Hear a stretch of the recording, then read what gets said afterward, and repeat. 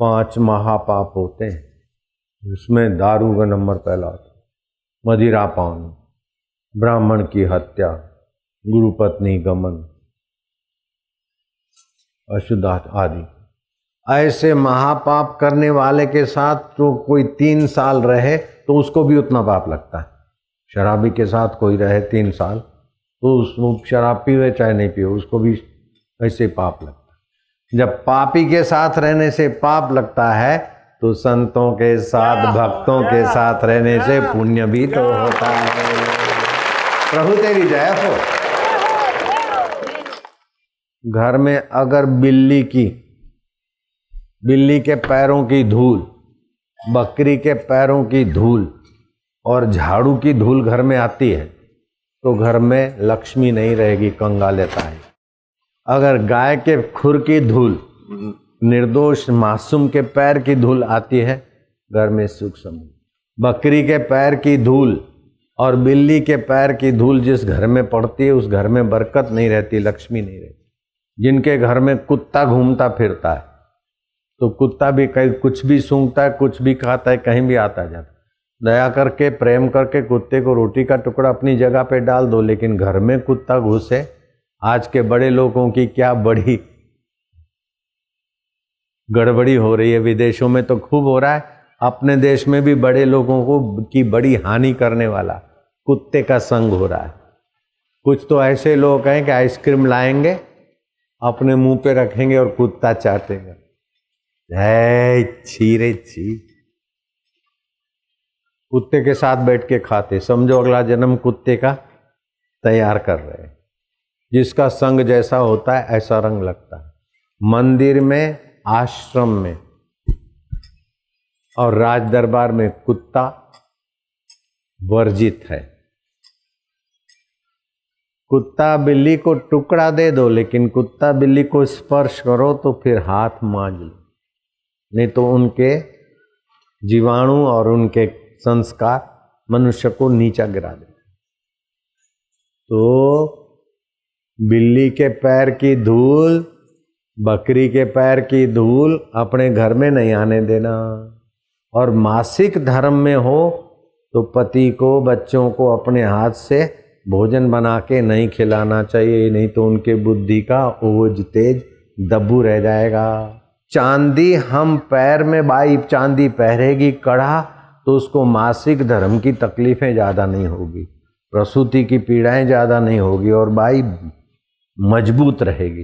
लेकिन वो चांदी अगर नाभि से ऊपर पहनते हैं तो चांदी का स्वभाव शीतल है, शीतलता नीचे पहरेगी तो मस्तक पर आएगी।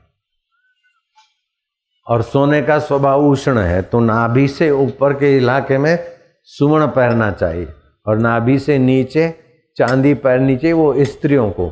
लेकिन आजकल तो हाथों में चांदी पहन रहे, ऐसे ही गरीब, ऐसे ही बुद्धि कमजोर, फिर हाथ में चांदी पहरे, उंगलियों में चांदी पहरे, गले में चांदी पहरे, तो बुद्धि एकदम ठंडी हो जाएगी। कोई भी लोग ठग लेंगे और क्या। लेकिन इससे भी समस्याओं का हल नहीं होता है, इससे भी दुख नहीं मिटते। दुख तो दूर होगा, दुखारी प्रभु हमारे हैं और हम प्रभु के हैं। संसार का दुख सुख आता जाता है, लेकिन भगवान हमारे साथ सदा रहता है। उस भगवान का नाम, उस भगवान को अपना मानना, उस भगवान से प्रीति करना और दुख का सदुपयोग करना। जिनके पास पैसा है वे भी दुखी हैं, जिनके पास सत्ता है वे भी दुखी हैं। जो बड़े बड़े वकील हैं, न्यायाधीश हैं, उनके जीवन में भी दुख है। बड़े बड़े राजा, महाराजा और प्रधानमंत्री, उनके जीवन में भी दुख है। वस्तुओं से, धन से, सत्ता से दुख नहीं मिटते। दुख का सदुपयोग करने से दुख टिकते नहीं और सुख का सदुपयोग करने से सुख मिटता नहीं। देखो ये नई बात लगेगी आपको। आपके पास कुछ भी नहीं है, बोले हम तो मूर्ख हैं, आप मूर्खता का सदुपयोग कर लो। हम गरीब हैं, गरीबी का सदुपयोग कर लो। हम बीमार हैं, बीमारी का सदुपयोग कर लो। हम परेशान हैं, परेशानी का सदुपयोग कर लो, भला हो जाएगा। हम परेशान हैं तो क्यों परेशान हैं, किस कारण है? आसक्ति के कारण है, बदपरहेजी के कारण है, या किसी को देखकर जलते हैं उसके कारण है? उस कारण को खोज के थोड़ा सा, ये सब भगवान की लीला है। दुख और परेशानी मन की कल्पना है, बीमारी शरीर को होती है, दुख मन को होता है, और मन बदलता रहता है, दुख भी बदलता रहता है, बीमारी भी बदलती रहती है। तुम तो अबदल हो नारायण। ओम नमो भगवते वासुदेवाय। भगवान बोलते जो प्रीति पूर्वक मेरे को भजते हैं उनके बुद्धि में मैं अपना ज्ञान दे देता हूं। भजताम प्रीति पूर्वकम ददामी बुद्धि योगम तम ये न माम उपयांति थे। जो प्रीति पूर्वक मुझे भजता है उनको मैं बुद्धि योग देता हूं। तो प्रीति पूर्वक कैसे भजेंगे कि भगवान को अपना मान लो। भील जाति का तो नाम सुना है, भील, तो भील जाति वैसे काले काले होते, और उसमें भी शबर जाति, ना कैसा आंखें ऐसी गरीब और अनपढ़ शबरी भीलन थी। तो अनपढ़ मूर्ख हैं, गरीब हैं, भील हैं, शबर जाति के, लेकिन सदुपयोग किया कि मैं तो भगवान की हूं। शबरी ने अपनी मूर्खता का, अपने अनपढ़ता का, अपनी भील जाति का स्वीकार कर लिया, मैं जैसी तैसी हूं, भगवान की हूं। और संत भगवान के प्यारे हैं, मतंग ऋषि के संत आश्रम में जाती, नम्रता से सुनती और राम राम रटती। गरीबी का, मूर्खता का सदुपयोग किया। शबरी भीलन इतनी महान हो गई कि आज लोग भजन गाते हैं। सरोवर कांठे शबरी बैठी, रटे राम नु नाम। एक दिन आव है स्वामी मारा, अंतर राय राम। गुरु ना वचनो माथे राखी, हइये धरती ध्यान। राम राम रटता शबरी बैठा, हइये राखी हम।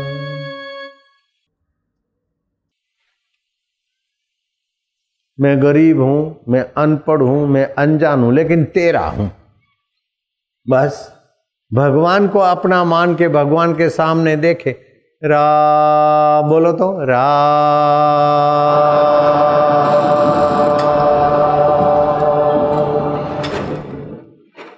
एक टक देखते जाओ और भगवान को देखते जाओ और ऐसे बोलते जाओ, रा।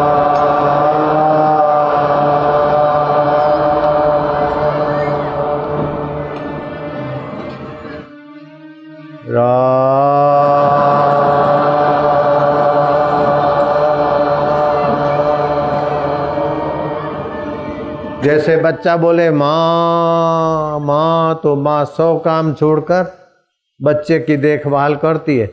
ऐसे ही 10 मिनट 15 मिनट रोज जपे। गरीब है, अनपढ़ है, दुखी है, बीमार है, कोई पैसा नहीं, कोई ज्ञान नहीं, लेकिन फिर भी इतना तो कर सकता है ना। आप देखो 40 दिन के अंदर तुम्हारे भाग्य की रेखाएं बदल जाएगी, ऐसी ऐसी समझ आएगी, ऐसा ऐसा अंदर से भगवान की कृपा होगी, बेड़ा पार हो जाए। धन्ना जाट,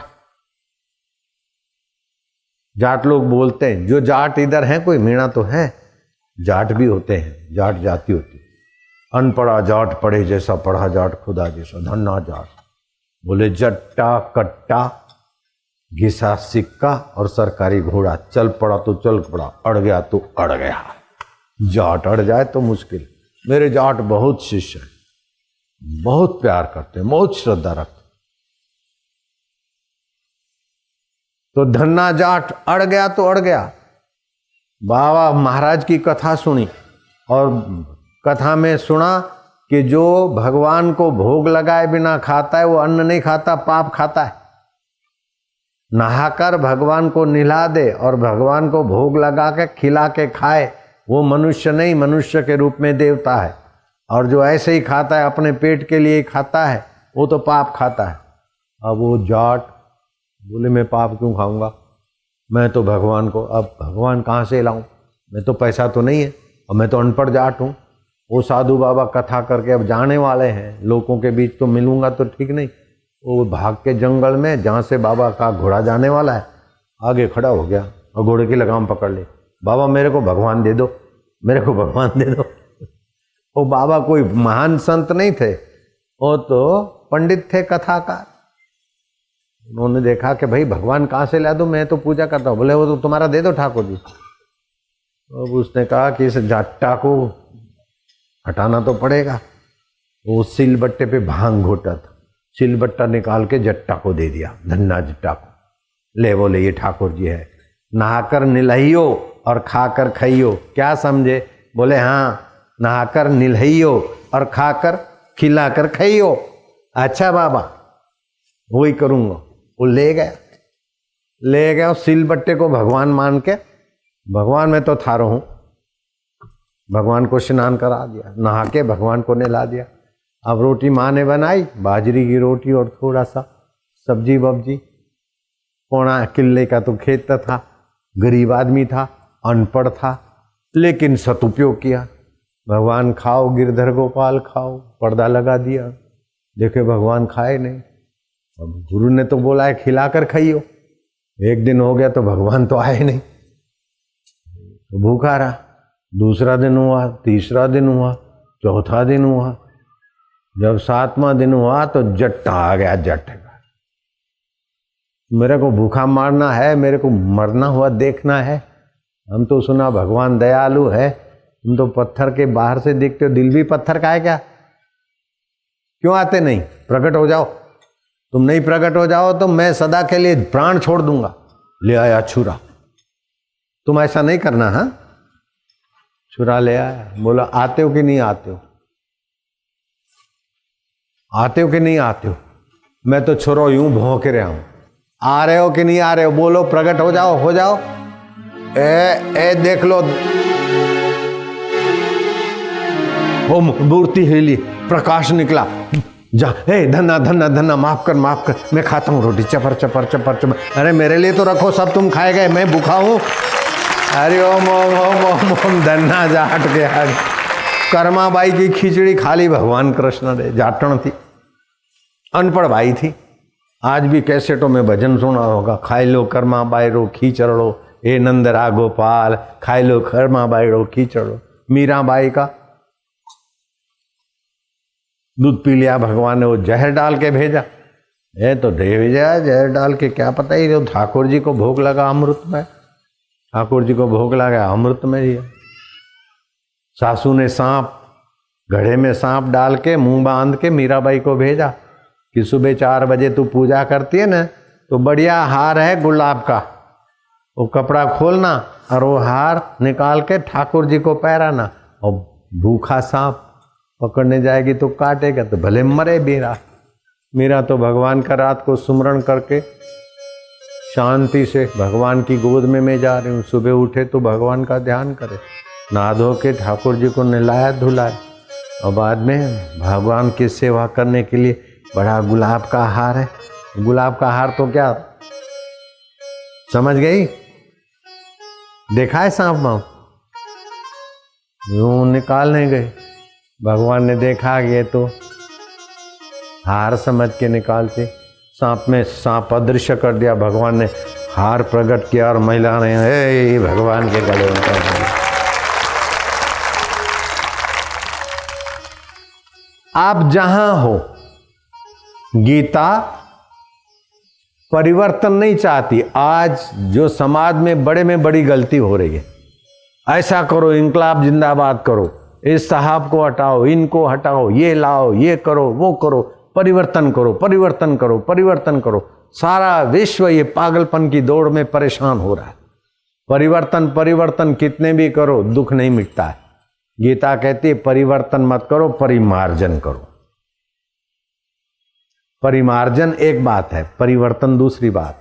कितने भी परिवर्तन करेंगे अस्थायी होंगे, और परिवर्तन करेंगे तो किसी का हक छीनकर किसी को दोगे तो उसका क्या, उसका हक छीनकर उसको दोगे, आखिर खींचा खींची होगी, तनाव होगा, करप्शन होगा। फिर भी जो बुद्धू होगा उससे दूसरे लोग छीना झपटी कर लेंगे। परिमार्जन करो ताकि अमीर गरीब को अपना मानकर उसका ध्यान रखे।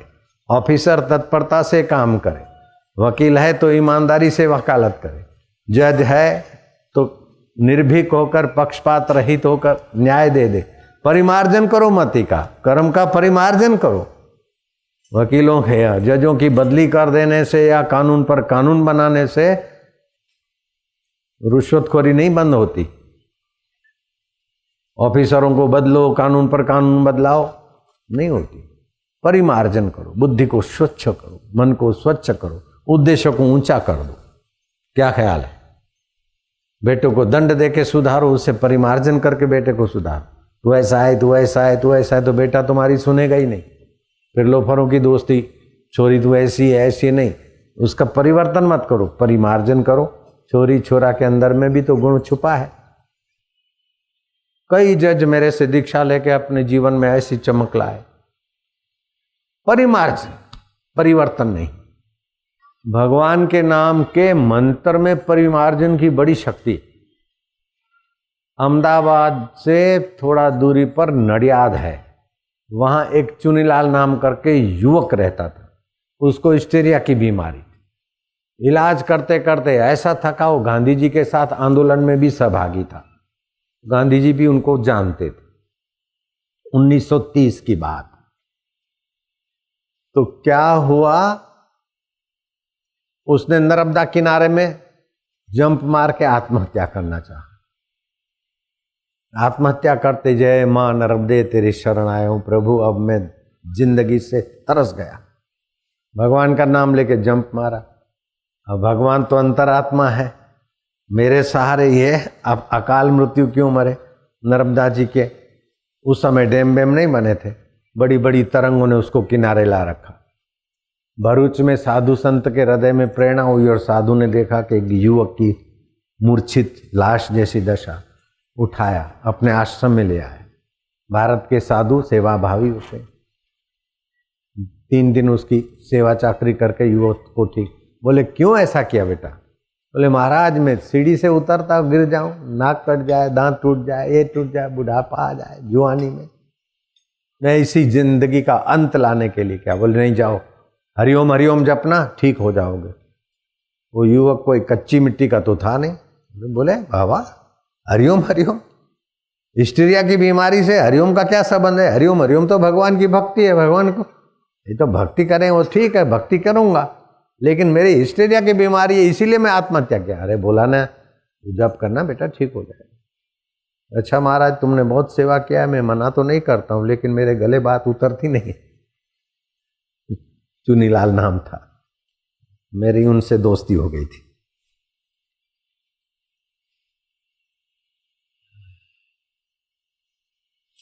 आए अपने घर, गांधी जी को चिट्ठी लिखा, मैंने ऐसा आत्महत्या किया था, बच गया, साधु बाबा ने सेवा की, उन्होंने बोला हरिओम हरिओम जपना, ठीक हो जाएगा।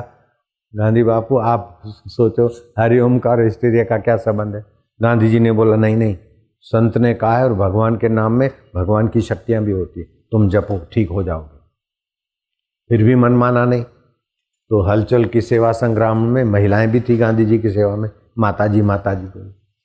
माता जी को लिखा चिट्ठी, तो वो माता जी को बोला, चिट्ठी लिखा तो माता जी ने कहा जब संत ने बोला है, गांधी जी ने बोला है, तो मैं भी उनके साथ सहमत हूं, तुम हरिओम हरिओम जपो।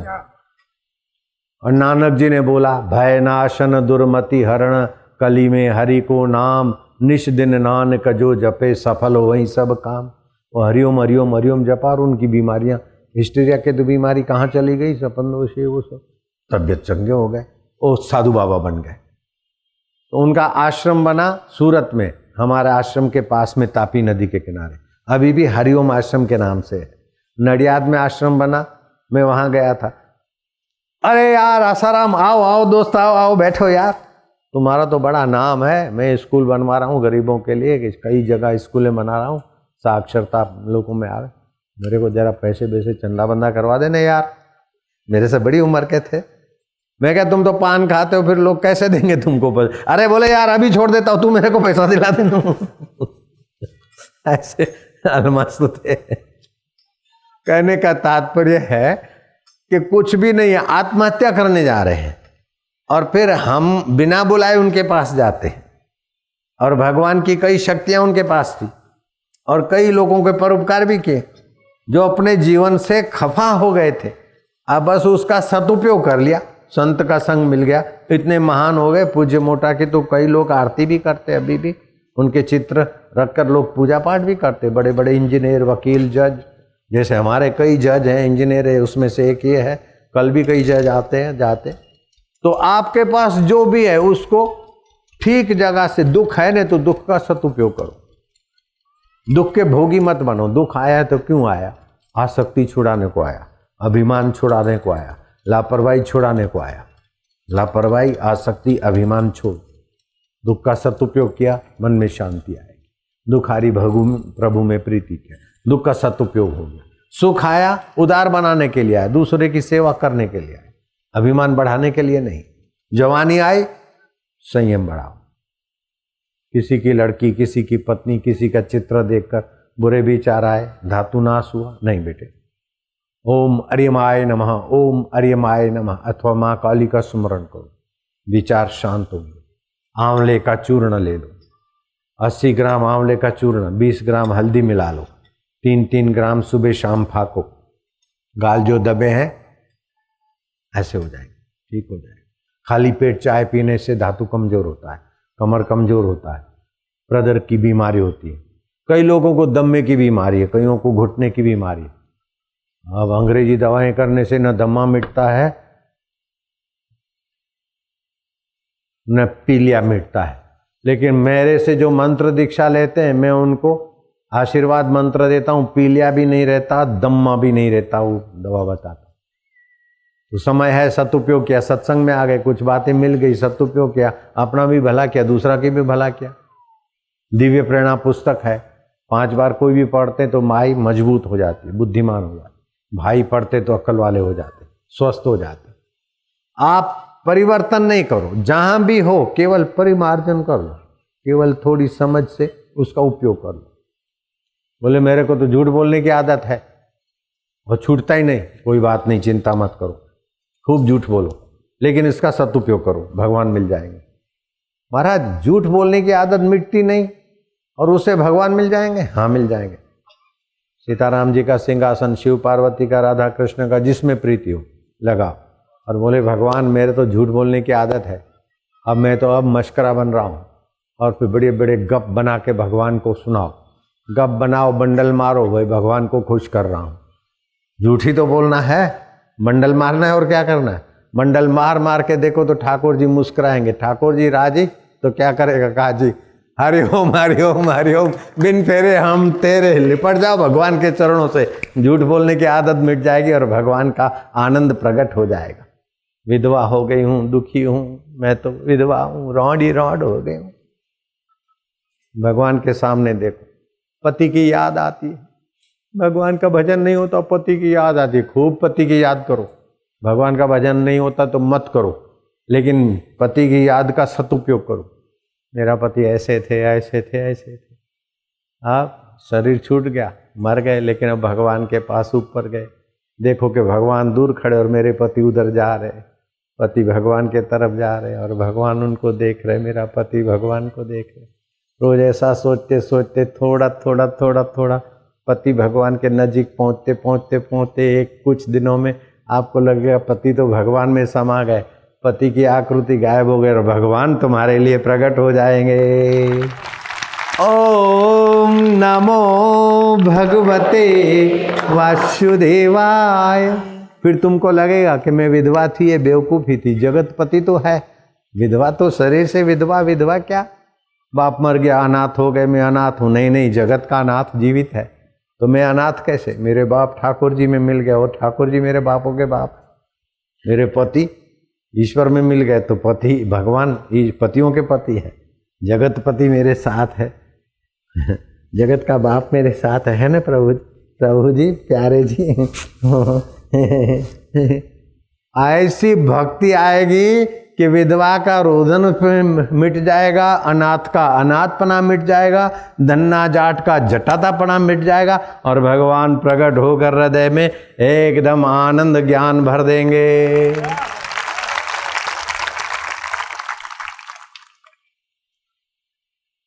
तुलसी की माला गले में धारण कर लो, रोज तुलसी की माला पर जप करो, फिर जो भी कर्म करोगे ना 1000 गुना पुण्य हो जाएगा। तुलसी का पौधा घर में लगा दो, तुलसी के पौधे की हवा घर में सुख सुख सुख शांति लाए। अपना खेत हो तो खेत में पश्चिम के तरफ पीपल का पेड़ लगा दो, पितरलोक राजी होंगे, सुख शांति हो। खेत में अपना कुआं कहाँ खोदना चाहिए कि कुआं पूर्व के तरफ हो, पश्चिम और दक्षिण के तरफ तो अपना निवास हो, मकान हो, और कुआं हो पूर्व उत्तर के कोने में, खेत में बरकत आ जाए।